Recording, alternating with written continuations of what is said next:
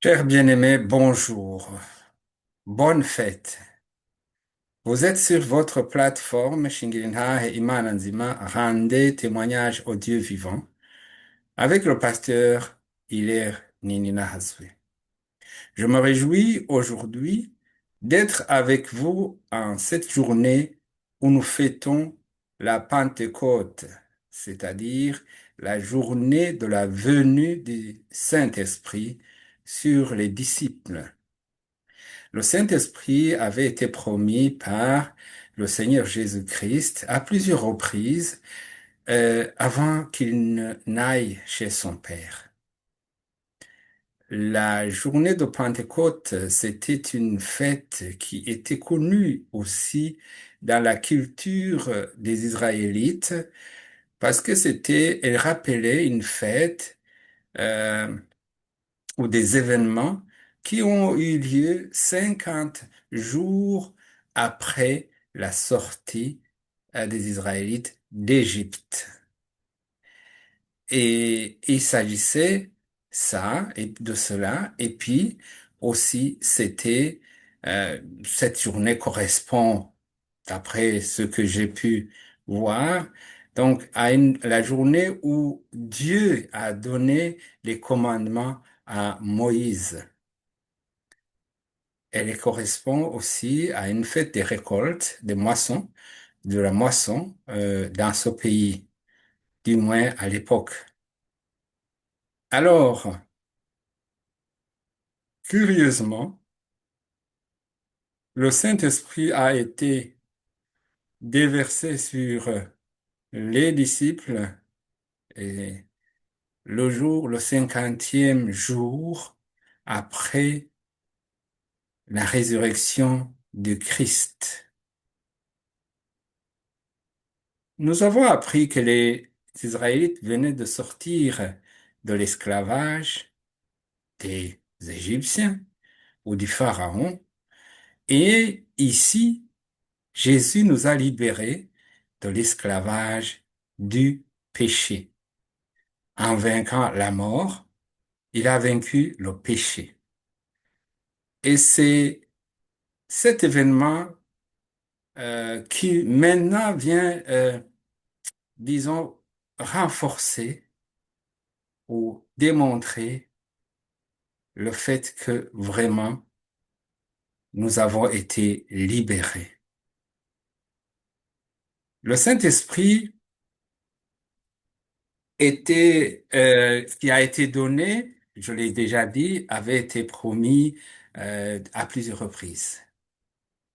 Mais j'ai compris que le Saint-Esprit a un caractère semblable à une puissance qu'a la clé. On peut avoir une clé pour une seule porte, mais on peut avoir une clé qui peut ouvrir plusieurs portes. Et c'est la situation du Saint-Esprit. Et ça s'adapte à l'individu maintenant qui le reçoit. On sait que tous ceux qui ont reçu le Saint-Esprit ne sont pas à même à faire ou à produire les mêmes effets. Mais tout cela contribue à faire avancer euh, le royaume de Dieu, à annoncer la parole de Dieu, à apporter des preuves que la bonne nouvelle que nous enseignons est vraiment authentique. Je profite de cette occasion pour saluer tout, tout le monde, les 1000 personnes abonnées. J'en connais quelques-uns qui ne sont plus parmi nous, mais les 1000 abonnés et surtout les membres de notre communauté de Allemagne qui suivent régulièrement aussi ces émissions et nos rencontres régulières. Je me réjouis de vous avoir et de vous savoir sur le chemin du salut, le chemin que Christ nous a tracé. Sans trop tarder, je veux vous inviter à lire avec moi à découvrir ce que le livre des Actes des Apôtres nous raconte sur la journée de la venue du Saint-Esprit, qui est la Pentecôte. Le titre, c'est Effusion du Saint-Esprit, le jour de la Pentecôte. Ici, on parle du discours de Pierre et conversion de 3000, les premiers chrétiens. Ah, et il faut aussi signaler que, au fond, l'Église a effectivement commencé ce jour. Parce que Jésus, il a toujours été dans le synagogue, les disciples aussi. Mais ici, le groupe particulier des chrétiens a commencé à se former et à s'identifier de façon claire et nette. Actes des Apôtres, chapitre 2. Le jour de la Pentecôte, ils étaient tous ensemble dans le même lieu. Comme c'est lui, tout à coup, il vint du bruit, non, tout à coup, il vint du ciel un bruit comme celui d'un vent impétueux, et il remplit toute la maison où ils étaient. Des langues semblables à des langues de feu leur apparurent séparées les unes des autres et se posèrent sur chacun d'eux. Et ils furent tous remplis du Saint-Esprit et se mirent à parler en d'autres langues selon l'Esprit qui leur donnait de s'exprimer. Or, il y avait en séjour à Jérusalem des Juifs, hommes pieux de toutes les nations qui sont sous le ciel. Au bruit qui eut lieu, la multitude accourut, et elle fut confondue parce que chacun les entendait parler dans sa propre langue. Ils étaient tous dans l'étonnement et la surprise, et ils se disaient les uns aux autres, voici ces gens qui parlent, ne sont-ils pas tous galiléens? Et comment les entendons-nous dans notre propre langue à chacun? Dans notre langue maternelle, Perthès, Médès, Élamites, ceux qui habitent la Mésopotamie, la Judée, la Cappadoce, le Pont, l'Asie, la Phrygie, la Pamphylie, l'Égypte, le territoire de la Libye voisine de Cyrène, et ceux qui sont venus de Rome, juifs et prosélytes, crétois et arabes, comment les entendons-nous parler dans nos langues des merveilles de Dieu? Ils étaient tous dans l'étonnement et, ne sachant que penser, ils se disaient les uns aux autres, que veut dire ceci? Mais d'autres se moquaient et disaient, ils sont pleins de vin. Alors Pierre, se présentant avec les 11, éleva la voix et leur parla en ces termes. Hommes juifs, et vous tous qui séjournez à Jérusalem, sachez ceci et prêtez l'oreille à mes paroles. Ces gens ne sont pas ivres comme vous le supposez, car c'est la troisième heure du jour. Mais c'est ici ce qui a été dit par le prophète Joël. Un événement étrange intervient à Jérusalem, à l'endroit où les disciples étaient réunis. Et il y a eu un vent impétueux, un bruit terrible, et beaucoup de gens accoururent pour voir ce qui se passe. Et arrivés là-bas, ils trouvent euh, des gens peu instruits qui sont en train de parler dans leur langue, dans plusieurs langues, et ils ne parlaient pas seulement, ils parlaient des merveilles de Dieu.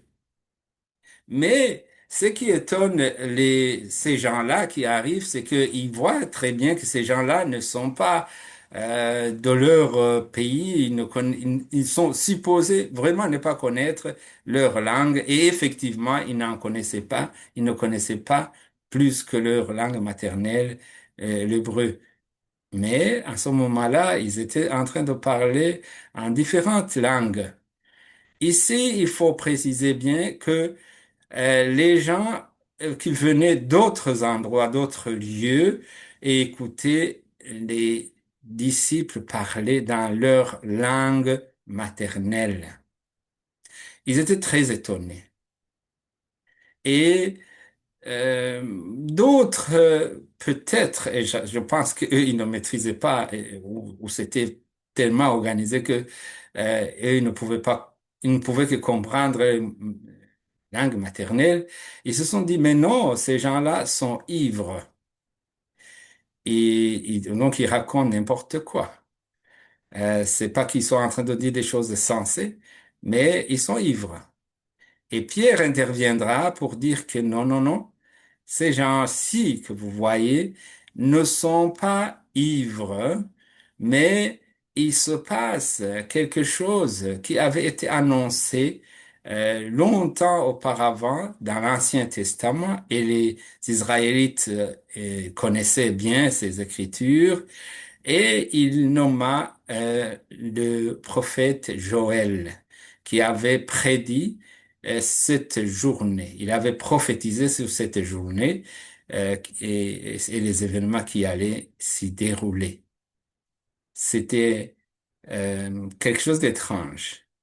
Ici, je dois vous interpeller et vous faire remarquer que ce qui, les, f- ce qui ressemble à des flammes et de feu qui s'est partagé sur les têtes de ceux qui étaient là, ou des disciples, n'était pas du feu. Ce n'était pas du feu comme on connaît le feu d'habitude, mais c'était quelque chose de très semblable, mais on n'a pas vu que ce feu a pu consumer un papier ou quelque chose.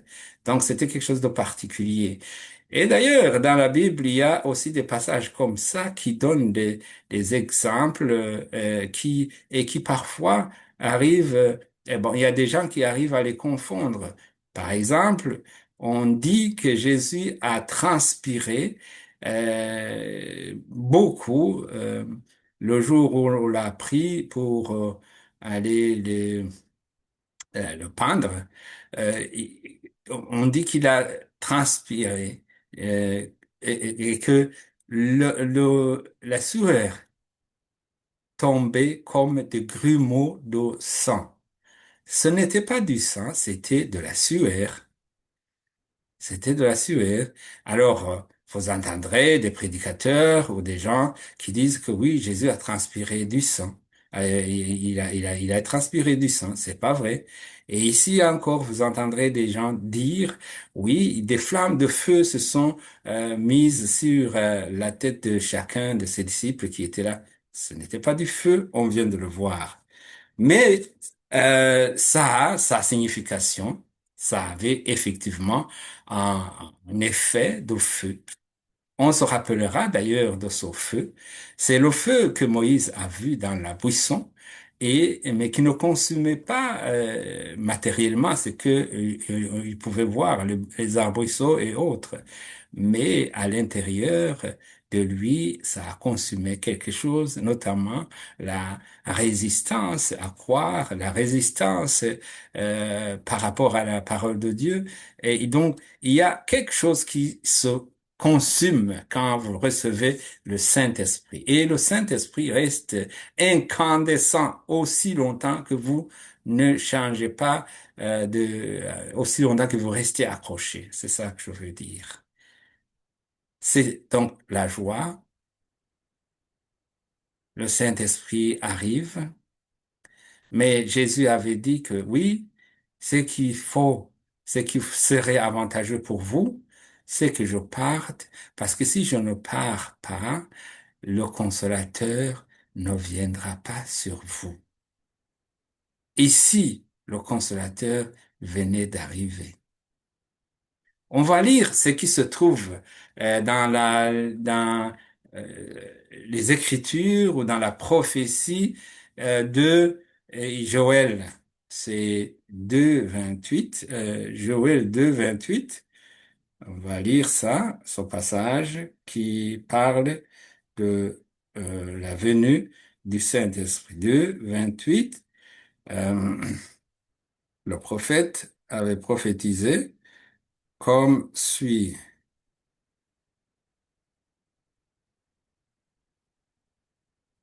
Voilà.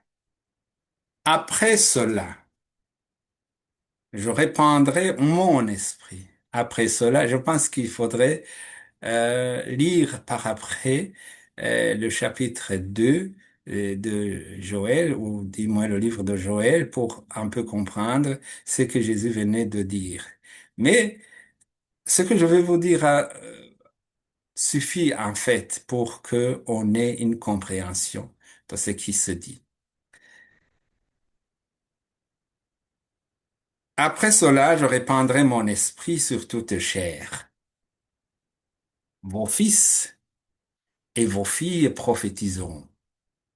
Vos vieillards auront des songes et vos jeunes gens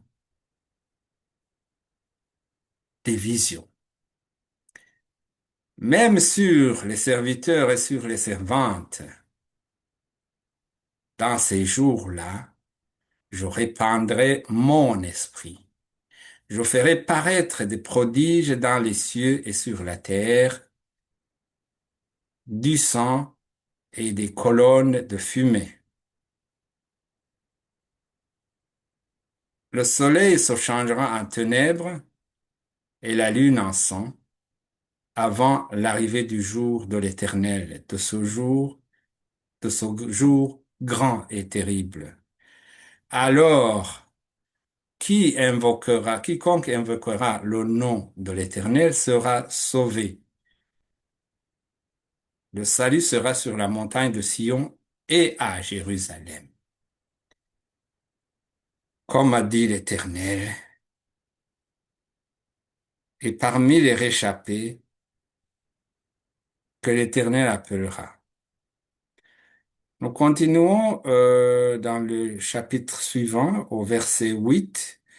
Donc, Joël 3, verset 8.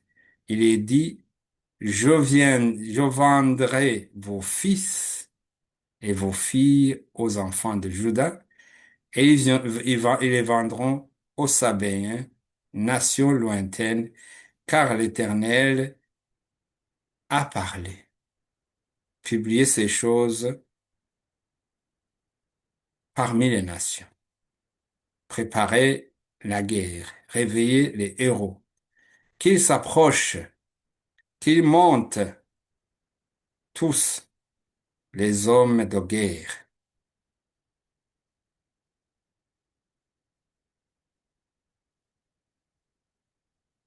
On va continuer avec ce qui s'est passé. Bon, donc sur ce qui a été dit d'abord avant que Jésus ne retourne, on va reprendre ce que Jésus avait déjà dit sur, ou ce que les évangiles disent sur la venue du Saint-Esprit. On va commencer par la lecture de l'évangile de Jean 14 au verset 16 où nous lisons ceci. 14 verset 16 où nous lisons ceci. Et moi, je prierai le Père, et il vous donnera un autre consolateur, afin qu'il demeure éternellement avec vous. Quoi qu'il en soit, les disciples avaient déjà entendu que Jésus allait partir un jour, mais ils ne le réalisaient pas. Mais Jésus quand même a donné un détail que il appellera, il priera pour eux et ils auront un consolateur. Dans la même évangile, Jean 16, verset 7, Jésus dit encore une fois, cependant, je vous dis la vérité. Il est avantageux que je m'en aille, car si je ne m'en vais pas, le consolateur ne viendra pas vers vous, mais si je m'en vais, je vous l'enverrai. Et quand il sera venu, il convaincra le monde de ce qui concerne le péché, la justice et le jugement. En ce qui concerne le péché, parce il ne croit pas, la justice parce que je vais au Père et que vous ne me verrez plus. Le jugement parce que le prince de ce monde est jugé. J'ai encore beaucoup de choses à vous dire, mais vous ne pouvez pas les porter maintenant. Jésus était bien conscient que dans tout le discours qu'il donnait aux disciples, qui tenaient devant les disciples, ou devant les assemblées qui le suivaient, et il manquait quelque chose. Il manquait, je dirais, un décodeur ou un code pour décoder. C'est pour ça que j'ai parlé du Saint-Esprit qui vient comme une sorte de clé avec plusieurs fonctions. Oui, ce que Jésus vient de dire ici dans les deux passages n'était pas à la hauteur de ceux qui écoutaient en ce moment. Mais nous lisons ici dans toujours dans l'évangile de Jean, chapitre 15, euh, il est dit ceci, quand sera venu le consolateur et que je vous enverrai de la part du Père, l'Esprit de vérité qui vient du Père, il rendra témoignage de moi. Et vous aussi, vous rendrez témoignage parce que vous êtes avec moi dès le commencement.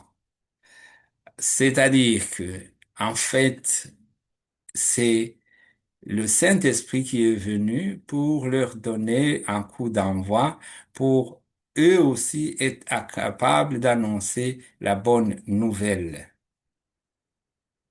Nous trouvons dans d'autres passages, comme dans le passage de Isaïe, là, il est dit que le Saint-Esprit de l'intelligence, de la compréhension, et du conseiller et de la puissance, de la connaissance. On va lire Ésaïe 11, 2. Ésaïe 11, 2 nous dit, l'Esprit de l'Éternel reposera, l'Esprit de l'Éternel reposera sur lui, esprit de sagesse et d'intelligence, esprit de conseil et de force, esprit de connaissance et de crainte de l'Éternel. Il, il respirera la crainte de l'Éternel. Il ne jugera point sur l'apparence. Il ne prononcera point sur un oui-dire. Bon, toutes ces qualités, c'est les qualités de celui qui a le Saint-Esprit. Et l'Esprit de Dieu nous donne la sagesse et l'intelligence, nous donne de comprendre aussi les Écritures, nous donne de pouvoir aussi résister aux attaques et aux tentations. Voilà pourquoi il faut tenir ou prendre au sérieux cette journée. C'est une journée très importante qui nous a été donnée. Dieu nous donne de la force pour que nous puissions résister euh, au diable. Dieu nous donne du Saint-Esprit, le Saint-Esprit pour que nous puissions aussi accomplir la mission dont il nous a chargés, c'est d'annoncer la bonne nouvelle. Nous en sommes toujours à la période où beaucoup ne croient pas ou ne pensent pas être utiles euh, d'annoncer la bonne nouvelle. Nous avons à l'Église des obèses spirituels, des gens qui ont écouté la bonne nouvelle depuis des années, mais qui n'ont jamais annoncé la bonne nouvelle à personne. Je vous prie de changer maintenant et de savoir valoriser le Saint-Esprit qui vous a été donné. Par votre comportement, vous prêchez déjà l'Évangile si vous êtes vraiment rempli du Saint-Esprit. Mais que cela vous permette aussi de continuer et de franchir l'étape suivante. Chers bien-aimés, aujourd'hui, c'est une fête. Nous allons continuer à lire ce chapitre 2. Nous n'allons pas le lire complètement parce que il est long et ce n'est pas ça qui fait que nous ne le lisons pas en entièreté, mais surtout, nous voulons en arriver à la conclusion parce que en ce moment, dans cet étonnement, les disciples, dans cet étonnement, les disciples se sont donné le devoir d'expliquer qu'est-ce qui se passait. Et ils ont bien signifié que le Saint-Esprit est venu parce que c'est Christ qui l'a envoyé. C'est lui qu'ils ont euh, tué et pendu. C'est lui qu'ils ont préféré qu'il meure et favorisé un meurtrier. À sa place, ils l'ont libéré. Et maintenant, euh, les disciples ont bien signifié au peuple d'Israélites qui écoutaient qu'ils étaient condamnables pour cela et qu'ils avaient besoin de se repentir. Et Pierre les a tranquillisés en leur donnant l'essentiel du message. Et c'est ça que je vais vous lire avant de terminer ce message-là. Ici. Après avoir entendu ce discours, ils eurent le cœur vivement touché. Et ils dirent à Pierre et aux autres apôtres, Hommes frères, que ferons-nous? Pierre leur dit, Répandez-vous et que chacun de vous soit baptisé au nom de Jésus-Christ pour le pardon de vos péchés et vous recevrez le don du Saint-Esprit. Car la promesse est pour vous, pour vos enfants et pour tous ceux qui sont au loin. Et en ce moment, la Bible nous dit qu'il y a eu 3000 qui se sont convertis et qui ont accepté de se faire baptiser ce jour-là. C'est une grâce lorsque nous écoutons la parole de Dieu, mais c'est une perte inouïe lorsque nous n'en faisons rien. Ici, des gens ont élevé leur voix, ils ont demandé, mais qu'est-ce que on peut faire pour que nous soyons sauvés? Et les disciples leur ont donné, aux Pierre spécifiquement, et il a donné le message que Jésus lui-même a amené depuis le jour où il est venu. Il a dit, le royaume des cieux est proche, répandez-vous. Et lui, il a dit, répandez-vous et soyez baptisés. Et je reviens un peu sur le baptême. J'ai rencontré un certain nombre de personnes, j'en ai vu aussi dans notre communauté, qui considèrent que le baptême de bébé qu'ils ont reçu quand ils étaient bébés est valable, hein, et son importance. Euh, mais ce baptême-là n'est pas biblique. Parce que dans 16, Matthieu 16, verset 15, ou 16 même, je vais lire ce passage pour interpeller nos frères et sœurs qui confondent les choses en réalité. La Bible dit, celui qui croira et qui sera baptisé sera sauvé, mais celui qui ne croit pas sera condamné. C'est tout simple. Ici, cela se justifie. Si vous êtes baptisé après avoir cru, vous serez sauvé. Mais si vous êtes baptisé avant de croire, c'est que vous n'êtes pas baptisé. Quelque chose croche. J'insiste, quelque chose croche. Nous avons vu des gens venir avec l'envie de se faire baptiser et après ils ont été découragés par même ceux-là qui étaient baptisés ou qui sont baptisés, qui n'ont pas pu expliquer pourquoi le baptême était important. Je me rappelle quand je voulais me faire baptiser donc pour respecter ce que la Bible dit, j'ai eu quelqu'un qui me dit, mais c'est pas important, tel et tel ne sont pas encore baptisés. Mais on se baptise pas pour quelqu'un. Dieu ne s'occupera pas des autres en ce qui concerne ton dossier. Non, il s'occupera de ton dossier en entièreté. Et si aujourd'hui tu refuses ce que la parole de Dieu te dit, tu seras seul à y répondre. Chers bien-aimés, je vous aime et je vous souhaite une bonne fête. Que le Saint-Esprit soit en vous et, et que les fruits du Saint-Esprit commencent à germer dès aujourd'hui.